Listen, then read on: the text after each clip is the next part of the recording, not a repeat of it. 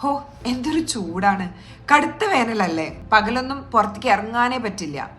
രാത്രിയായാൽ വീടിനകത്തും ഇതൊക്കെ തന്നെയാണ് സ്ഥിതി. വേനൽ മഴയാണെങ്കിൽ കാര്യമായിട്ടൊട്ട് പെയ്യൊന്നുമില്ല. ഫാനും AC-യും ഒക്കെയാണ് ആകെയുള്ള ആശ്വാസം. പരീക്ഷാ കാലത്ത് പിള്ളേരൊക്കെ ഫുൾ സ്പീഡിൽ ഫാൻ ഇട്ടിരുന്നാണ് പഠിത്തം. ഡാമിലൊക്കെ ആണെങ്കിൽ വെള്ളം ഉള്ളതുകൊണ്ട് കറണ്ടിന് എന്തായാലും കുഴപ്പമില്ല. എന്താ, ശരിയല്ലേ? ശരിയല്ല. കറണ്ട് ഉണ്ടാക്കാനും അതിങ്ങനെ ഇടതടവില്ലാതെ കിട്ടാനും ഡാമുകളിൽ വെള്ളമുണ്ടായാൽ മാത്രം പോരല്ലോ. കുറച്ച് വർഷങ്ങൾക്ക് മുമ്പ്, അതായത് 2016 മുമ്പ് കേരളത്തിലെ ഡാമുകളിൽ ഇതുപോലെയൊക്കെ വെള്ളമുണ്ടായിരുന്നു. പക്ഷേ രാത്രി സമയങ്ങളിൽ പല സമയത്തും നമുക്ക് കറണ്ട് ഉണ്ടായിരുന്നില്ല. വേറൊന്നുമല്ല, കറണ്ട് കട്ടുകൊണ്ട് തന്നെ. ലോഡ് ഷെഡിംഗ് എന്നും പവർ കട്ട് എന്നുമൊക്കെ പല പേരിലും രൂപത്തിലും ഭാവത്തിലുമൊക്കെ നമുക്കിടയിലുണ്ടായിരുന്ന വൈദ്യുതി നിയന്ത്രണം ഇന്നില്ല.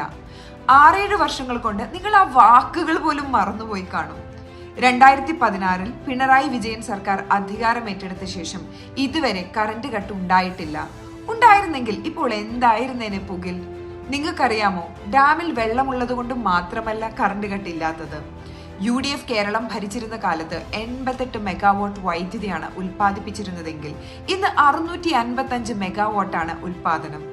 ഏറ്റവും കൂടുതൽ വൈദ്യുതി ഉൽപ്പാദിപ്പിക്കുന്ന മൂലമറ്റത്തെ പവർ ഹൗസിലൊക്കെ ഒരു കാലത്ത് ജനറേറ്റർ കേടാകൽ പതിവായിരുന്നെങ്കിൽ ഇപ്പോൾ അങ്ങനെ ഒരു സംഭവമേ നമുക്ക് കേൾക്കാൻ കഴിയില്ല.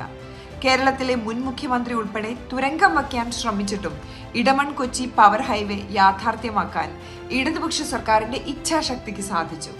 കേരളത്തിലെ അവസാനത്തെ UDF സർക്കാർ അധികാരം വിട്ടിറങ്ങിയ 2016 മെയ് മാസത്തിൽ സംസ്ഥാനത്തെ പ്രതിദിന വൈദ്യുതോൽപാദനം 13.42 ദശലക്ഷം യൂണിറ്റ് ആയിരുന്നെങ്കിൽ ആദ്യ പിണറായി വിജയൻ സർക്കാർ 5 വർഷം പൂർത്തിയാക്കിയ 2021 മെയ് മാസത്തിൽ അത് 25.12 ദശലക്ഷം യൂണിറ്റ് ആയിരുന്നു.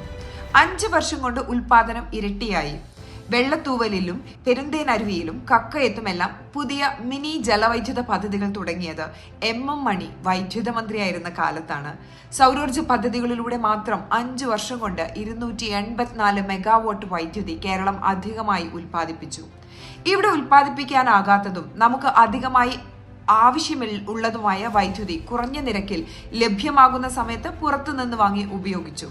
അങ്ങനെ കൃത്യമായ മാനേജ്മെന്റിലൂടെയാണ് കഴിഞ്ഞ 8 വർഷമായി പവർ കട്ടില്ലാത്ത കേരളത്തെ ഇടതുപക്ഷ സർക്കാർ യാഥാർത്ഥ്യമാക്കിയത്.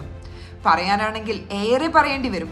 കണക്കുകളൊക്കെ പബ്ലിക് ഡൊമൈനിൽ തന്നെ ലഭ്യമാണ്. അതുകൊണ്ട് നിങ്ങൾ പവർ കട്ടും ലോഡ് ഷെഡിങ്ങും രാത്രിയിലെ ചൂടെടുത്തുള്ള പരക്കം പാച്ചിലും ഒക്കെ മറന്നോളൂ. പക്ഷേ ചരിത്രം മറക്കരുത്. അത് മറക്കാനുള്ളതല്ല.